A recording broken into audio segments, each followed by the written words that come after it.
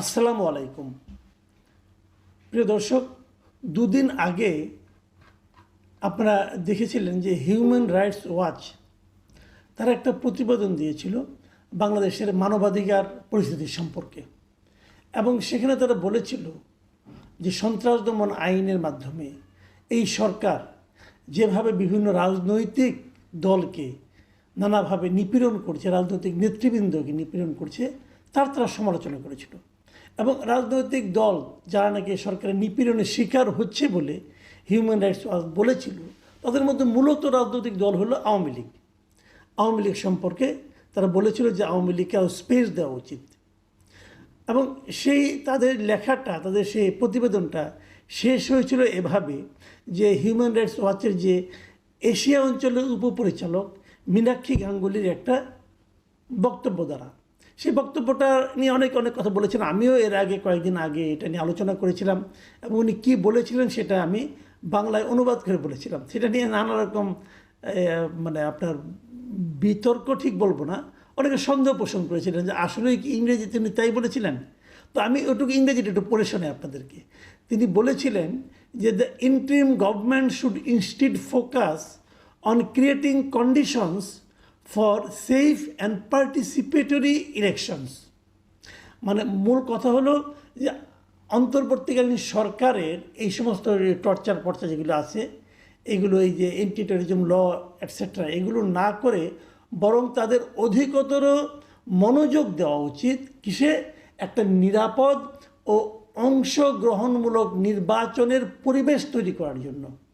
মাথায় রাখবেন, participatory election, এই কথাটা কিন্তু ওনারা বলেছিলেন। এখন পার্টিসিপেটরি ইলেকশন আপনি কীভাবে করবেন যদি যেই নির্বাচনে আওয়ামী লীগ ইলেকশন করতে পারবে না? এটা এখন মোটামুটি বোঝাই যাচ্ছে তারা আওয়ামী লীগকে নির্বাচন করতে দেবে না, আওয়ামী লীগকে নির্বাচনের বাইরে রাখবে। মানে ব্যালটে পেপার আপনি যখন ভোট দিতে যাবেন সেখানে নৌকা মার্কার কোনো প্রতীক থাকবে না। এবং আজকে আমি যেটা দেখলাম যে জাতীয় পার্টির একটা সমাবেশ ছিল, সেটাকেও কিন্তু পুলিশ ভেঙে দিয়েছে। কাজে আমার সন্দেহ হচ্ছে যে লাঙ্গল মার্কাও হয়তো থাকবে না। তো নৌকা মার্কা থাকবে না, লাঙ্গল মার্কা থাকবে না, তারপর আপনি একটা ইতিহাসের সর্বশ্রেষ্ঠ নির্বাচন করে ফেলবেন। সেই নির্বাচন কিভাবে পার্টিসিপেটরি হবে এটা বলা বড় কঠিন। কিন্তু হিউম্যান রাইটস ওয়াচ যত কিছুই বলুক না কেন, এবং উনি কেবল হিউম্যান রাইটস ওয়াচ কেন, আরও 20টা আন্তর্জাতিক সংগঠন যতই অন্তর্ভুক্তমূলক অংশগ্রহণমূলক নির্বাচনের কথা বলুক না কেন, যতই বলুক, আলটিমেটলি আওয়ামী লীগ নির্বাচনে সম্ভবত আমার যতটুকু উপলব্ধি হচ্ছে এই সরকারের কর্মকাণ্ড দেখে হয়তো আগামী নির্বাচনে আওয়ামী লীগ থাকছে না। যদি আওয়ামী লীগ না থাকে তাহলে নির্বাচনটা কেমন হবে? আসলে আমার আজকের আলোচনার প্রতিপাদ্য বিষয় হলো এটাই যে আওয়ামী লীগ নির্বাচনে থাকবে না, তাহলে নির্বাচনটা কেমন হবে? তাহলে কার সঙ্গে কার প্রতিদ্বন্দ্বিতা হবে? আপনারা হয়তো সবাই বলবেন কেন বিএনপি এবং জামাত ইসলামের প্রতিদ্বন্দ্বিতা হবে। আমি যদি বিষয়টাকে ঘুরিয়ে বলি, একটা কথা ভাবুন তো, এই বাংলাদেশে যে কোনো পরিস্থিতিতে যদি নির্বাচন হয় এখনকার বাস্তবতায়, জামাত কিন্তু প্রতিদ্বন্দ্বিতা থাকার মতো কোনো দল না। আওয়ামী লীগ এবং বিএনপি নির্বাচনে প্রতিদ্বন্দ্বিতা করবে, কিন্তু যেহেতু আওয়ামী লীগ নেই, জামাত প্রতিদ্বন্দ্বিতা করবে। এবং ইন্টারেস্টিংলি জামাত এখন মনেও করে, জামাতের অনেক নেতৃবৃন্দকে আমি বলতে শুনেছি, ভাবতে শুনেছি, তাদের সঙ্গে আমি আপনার অফ রেকর্ডে কথা বলার সময় শুনেছি, ওনারা আশা করছে ওনারা কিন্তু নির্বাচনে বিজয়ী হয়ে ক্ষমতায় আসতে পারেন। কিসের উপর ভিত্তি করে তারা ক্ষমতায় আসতে চাচ্ছেন? তাদের এই হিসাবটা কি একেবারেই হাস্যকর? তারা কি কল্পনার জগতে আছেন? আমার কিন্তু তা মনে হয় না। তাদের একটা হিসাব আছে। সেই হিসাবটা কি? আমি সেই কথাটাই বলতে চাচ্ছি। সেই হিসাবটা হলো আমার বিবেচনায় আওয়ামী লীগ বলেন, জাতীয় পার্টি বলেন, এরা যদি নির্বাচনের বাইরেও থাকে, তারপরেও আসন্ন যে নির্বাচনটা হবে সেই নির্বাচনে আমার বিবেচনায় মূল ফ্যাক্টর হবে আওয়ামী লীগ। আওয়ামী লীগ নির্বাচনে আসলেও আওয়ামী লীগ মূল ফ্যাক্টর, আওয়ামী লীগকে নির্বাচনের বাইরে রাখলেও আওয়ামী লীগ মূল ফ্যাক্টর। আপনি বলবেন কিভাবে? হ্যাঁ, সেটাই কথা। আওয়ামী লীগের উপর নির্ভর করবে নির্বাচনটা কেমন হবে। প্রথমত ধরেন যে আওয়ামী লীগ সিদ্ধান্ত নেয় যে আমরা কেউ নির্বাচনে ভোট দিতে যাব না, যদি এই সিদ্ধান্তটা আওয়ামী লীগ নেয়, তাহলে এই নির্বাচনে ভোটের পরিমাণ পড়বে অনেক কম, এবং এত কম যেটা নাকি আন্তর্জাতিক পর্যায়ে এই নির্বাচনের বৈধতা নিয়েও প্রশ্ন উঠতে পারে। যদি আওয়ামী লীগ সিদ্ধান্ত নেয় যে আমরা ভোট দিতে যাব না, এবং যদি আওয়ামী লীগের কেউ ভোট দিতে না আসে তাহলে, এবং ভোট না দেওয়ার পক্ষে যদি আওয়ামী লীগ তেমন কোনো কিছু কিছু কার্যক্রম করে, তাহলে কিন্তু নির্বাচনের ভোটের উপস্থিতি নিয়ে একটা আশঙ্কা তৈরি হবে। এটা হলো একদিকে, মানে আওয়ামী লীগ নির্বাচনে অংশ না নিলেও এটা হতে পারে। আবার যদি আওয়ামী লীগ সিদ্ধান্ত নেয় আমরা ভোট দেব কিন্তু বিশেষ একটা দলকে পাশ করাবো, সেটা করার অ্যাবিলিটিও আওয়ামী লীগের আছে।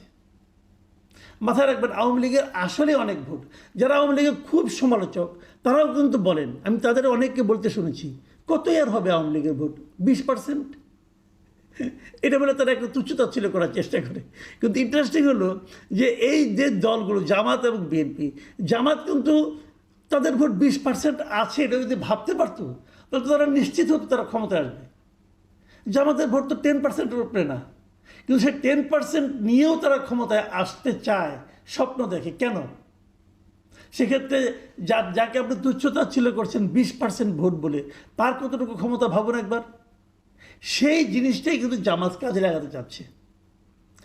আওয়ামী লীগের ভোটটা যদি আওয়ামী লীগ নির্বাচনে ভোট দিতে আসে, আওয়ামী লীগের ভোটাররা যদি ভোট দিতে আসে, আওয়ামী লীগ নির্বাচনে আওয়ামী লীগের প্রার্থী থাকছে না, তারপরেও যদি আওয়ামী লীগ ভোট দিতে আসে, তখন পুরো নির্বাচনটা নির্ভর করবে আওয়ামী লীগের ভোটটা কার কাছে যাবে।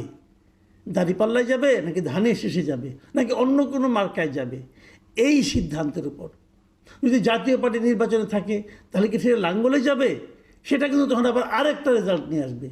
মানে সব কিছুই নিয়ন্ত্রণ করবে আওয়ামী লীগ। এটাই বাংলাদেশের রাজনীতির বাস্তবতা। আপনি মানেন আর না মানেন, এনসিপির ছেলেমেয়েরা যতই লাফালাফি করুক, ভাই এইটাই রিয়েলিটি। যারা আমার এই অনুষ্ঠান শুনছেন, যারা আমার কথা শুনছেন, তারাও জানেন এটাই রিয়েলিটি। আওয়ামী লীগ খারাপ দল, কোনো সন্দেহ নাই। আওয়ামী লীগ গত 15 বছর অনেক কিছু করে, তারপরেও কোনো সন্দেহ নাই। কিন্তু তারপরেও বাস্তবতা হলো এই দেশে একটা বিপুল জনসংখ্যা আওয়ামী লীগকে চায়। কেন চায় সে প্রসঙ্গে আমি আরেকদিন আলাপ করব। সেটা আজকে প্রসঙ্গ না, কারণ আজকে এটা নিয়ে আলোচনা করা শেষ করা যাবে না। কিন্তু এই যে আমি কথাটা বললাম, আজকে আমি বিবিসি বাংলায় একটা নিউজ পড়লাম। বিবিসি বাংলার নিউজটা শিরোনাম ছিল, নির্বাচন তৃণমূলে জামাত বিএনপি টক্কর, দুই দলের নজর আওয়ামী লীগের ভোটে। খেয়াল করুন, দুই দলের নজর আওয়ামী লীগের ভোটে। ওনারা তৃণমূলের একটা জেলাকে নিয়ে আসছে, একটা জেলাকে কেস স্টাডি হিসেবে তারা নিয়ে আসছে। সেটা কোন জেলা? সিরাজগঞ্জ। তারা সিরাজগঞ্জ তাদের রিপোর্টার পাঠিয়েছে এবং তারা সেখানকার ভোটারদের সঙ্গে আলাপ করেছে, প্রার্থীদের সঙ্গে আলাপ করেছে, রাজনৈতিক দলগুলো কে কী করছে ভোট পাওয়ার জন্য সেগুলি নিয়ে তারা আলোচনা করেছে। এবং সেখানে তারা বলেছে যে এখানে 6টি আসন আছে এবং সবগুলিতেই বিএনপি বলেছে তারা জিতবে, জামাত বলেছে তারা জিতবে। এখন দুজনের ব্যাখ্যা দুই ধরনের, কিন্তু দুইজনের কথাতেই তারা এইটা প্রকাশ করেছে যে তারা আশা করছে যে আওয়ামী লীগের ভোটগুলো তারা পাবে। দেখুন কি নিয়তি! একটা দল যাদের একটা বড় সংখ্যক ভোট আছে, তাদের ভোট নিয়ে তারা টানাটানি করছে, আর সেই দলটাকে নির্বাচনেই আসতে দিচ্ছে না। সেই দলটা আসলে নির্বাচন অপবিত্র হয়ে যাবে, কিন্তু সেই দলের ভোটগুলি পেলে আর কেউ অপবিত্র হবে না। এটা হলো কি রাজনীতি। হ্যাঁ, রাজনীতির মধ্যে বলে না, রাজনীতির মধ্যে পলিটিক্স ঢুকে পড়ছে। এই হলো রাজনীতির পলিটিক্স, যে আওয়ামী লীগ অচ্ছুত, আওয়ামী লীগ না পাক, তাকে নির্বাচনে আসতে দেওয়া যাবে না। কিন্তু আওয়ামী লীগের যে ভোটার, তারা যদি আমাদেরকে ভোট দেয় তাহলে সেটা হবে পুত পবিত্র ভোট। সেই ভোট দিয়ে আমি নির্বাচনে বিজয়ী হয়ে ক্ষমতায় যাব। বাহ, কি চমৎকার! শুনেন, দুই দলের ওরা আলাপ করেছিল। আমি দুজনের বক্তব্য আপনাদের একটু পড়ে শোনাই। সিরাজগঞ্জ জেলার বিএনপির যে সহসভাপতি আছে অমর কৃষ্ণ দাস, তিনি বিবিসিকে বলেছেন যে গণতন্ত্রের প্রয়োজনেই আওয়ামী লীগের সাধারণ ভোটাররা বিএনপিকে সাপোর্ট করবে। মানে গণতন্ত্র, বিএনপিকে সাপোর্ট করলে গণতন্ত্রের যে প্রয়োজনীয়তা সেটা মিটবে। কীভাবে মিটবে ওটা উনি ব্যাখ্যা করেছেন। উনি বলেছেন বিএনপি একটা গণতান্ত্রিক দল, যারা রাষ্ট্রীয় ক্ষমতায় গেলে দেশে পূর্ণ গণতন্ত্র প্রতিষ্ঠিত হবে। পূর্ণ গণতন্ত্র প্রতিষ্ঠিত হলে সকল দল রাজনীতি করার সুযোগ পাবে। সেক্ষেত্রে বিএনপিকে ভোট দেওয়ার সম্ভাবনা হচ্ছে সবচেয়ে বেশি। মানে একটা টোপ দিচ্ছে যে তোমরা বিএনপিকে ভোট দাও, বিএনপিকে যদি ভোট দাও তাহলে তোমাদের উপরে যে নিষেধাজ্ঞা আছে এটা উঠে যাবে, তোমরা রাজনীতি করার সুযোগ পাবে। ঠিক আছে, একই রকম টোপ কিন্তু জামাতের আছে। আওয়ামী লীগ যখন প্রশ্ন করে এই যে টোপ দিচ্ছ, আমি নির্বাচন করার সুযোগ পাবো, রাজনীতি করার সুযোগ পাবো, তো এখন তুমি দিচ্ছ না কেন? এখন যখন আমাকে নিষিদ্ধ করা হলো, স্থগিত করা হলো, তখন তুমি বাধা দিলে না কেন? পরে তুমি আমাকে দিবা। বাহ, কি দারুণ কথা। হ্যাঁ, আবার দেখেন জামাতে ইসলাম কি বলতেছে। জামাতে ইসলামের নেতারা এখানে নিয়ে আসছে নিরাপত্তার ইস্যুটাকে, মানে আওয়ামী লীগকে তারা নিরাপত্তা দেবে এটা বলতেছে। আওয়ামী লীগকে বিপদে কিন্তু তারাই ফেলাইছে, বিপদে ফালাইয়া বলে কি তোমাদেরকে আমরা নিরাপত্তা দেব। শুনেন, উনি এই জামাত ইসলামের ওখানকার যে উল্লাপাড়া উপজেলা, সেখানকার আমির কি বলেছেন। তিনি বলেছেন কিছু সংখ্যক আওয়ামী লীগের সাধারণ সমর্থক হয়তো ভোট দেওয়া থেকে বিরত থাকতে পারে, কিন্তু অধিকাংশ লোক ভোটটা তাদেরকে দেবে যাদের কাছে তারা নিরাপদ। 5ই আগস্টের পরে তাদের এরকম অনেকে বিভিন্ন হ্যারাসমেন্টের শিকার হয়েছে, তবে সেটা জামাতের মাধ্যমে হয়নি। ফলে আওয়ামী লীগের সাধারণ ভোটারদের সমর্থন আমরাই পাবো বলে আশা করি। তাহলে আওয়ামী লীগের উপর ভরসা জামাতও করতেছে, আবার আওয়ামী লীগের উপর ভরসা বিএনপিও করতেছে। আবার নির্বাচন কমিশন আমার ধারণা বসে আছে আওয়ামী লীগের উপর ভরসা করে, যাতে আওয়ামী লীগ ভোট বর্জন না করে।